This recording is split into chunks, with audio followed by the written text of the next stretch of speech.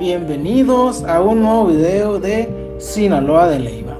En este video les vamos a mostrar muchos lugares emblemáticos como el Cerrito del Monje, este arco de la entrada, el malecón, el río Sinaloa y también un monumento que hicieron los jesuitas que algún día fue una iglesia. Son los restos que quedan de alguna iglesia de hace muchísimos años. Sinaloa de Leyva es un pueblo muy hermoso que tiene tantas cosas tan bonitas por ofrecernos, mucho turismo y siempre van a venir a pasar un rato muy agradable. Quédense en este video, van a ver tomas muy bonitas con el dron de Sinaloa de Leyva y van a disfrutar muchísimo de estos paisajes tan hermosos. Si les gusta este video, déjenme su comentario y díganme si les gustaría que vuelva en la temporada de aguas, cuando se mira mucho más bonito y todo un poco más verde, más hermoso y más brillante. Déjenme ese like, ese comentario si les gustó este video y con mucho gusto vamos a volver. También hay otro video donde andamos paseándonos aquí en Sinaloa. Este solo se trata del dron, pero hay otro video bien hermoso que lo pueden disfrutar aquí mismo en mi canal de su amigo el Mallito Loco.